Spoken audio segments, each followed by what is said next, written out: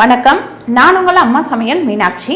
இன்றைக்கி கொத்தமல்லியை வச்சு நம்ம காலிஃப்ளவர் பண்ண போகிறோம். கொத்தமல்லியை அரைச்சி விட்டு பண்ண போகிறோம். காலிஃப்ளவர் இது ரொம்ப சூப்பராக இருக்கும். ஒரு சப்பாத்தி இல்லாட்டி பரோட்டா இல்லை பூரி இந்த மாதிரி வெரைட்டியாக, அதாவது ட்ரையாக சாப்பிட்ணும் அப்படின்னா எங்கேயாவது வெளியில் போகிறோன்னா இந்த மாதிரி செஞ்சு கொண்டு போகலாம்.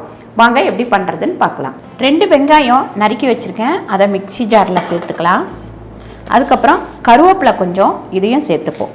பூண்டு ஒரு 5-6 பல், இதையும் சேர்த்துக்கலாம். இஞ்சி ஒரு 3 பீஸு, இதையும் சேர்த்துக்கலாம். மஞ்சத்தூள் 1/2 டீஸ்பூன்.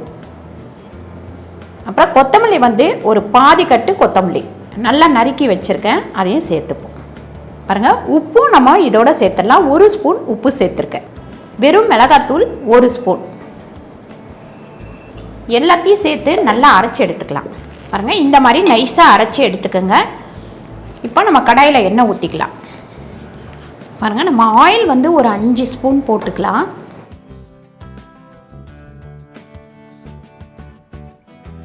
எண்ணெய் காஞ்சதும் நம்ம இந்த அரைச்சி வச்சிருக்கிற மசாலா எல்லாத்தையுமே இதில் சேர்த்துடலாம்.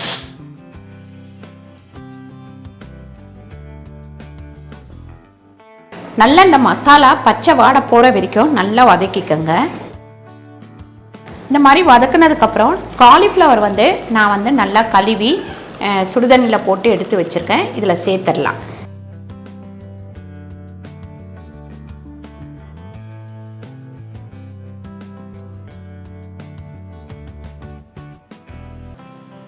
காலிஃப்ளவர் வேகிற அளவுக்கு கொஞ்சமாக தண்ணி விட்டுக்கோங்க.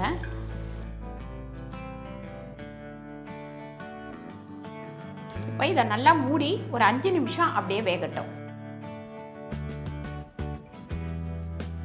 பாருங்கள், நல்லா இந்த தண்ணி, நம்ம ஊற்றின தண்ணி, மசாலாவில் உள்ள தண்ணி எல்லாமே வற்றிடணும். இந்த அளவுக்கு ட்ரை ஆகிடணும்.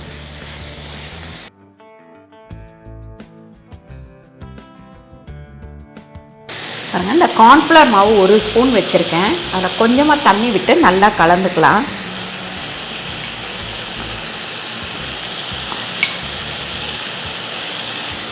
நல்லா இந்த மாதிரி கலந்துட்டு இதில் ஊற்றி கிண்டிக்கலாம்.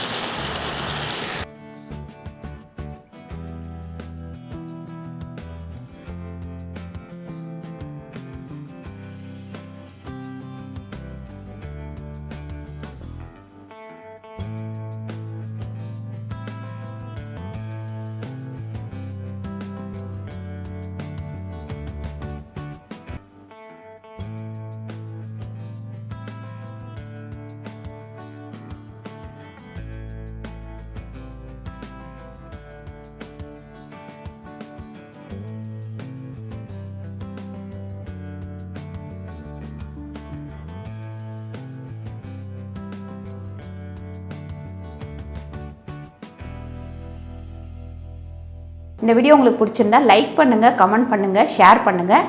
நன்றி, வணக்கம்.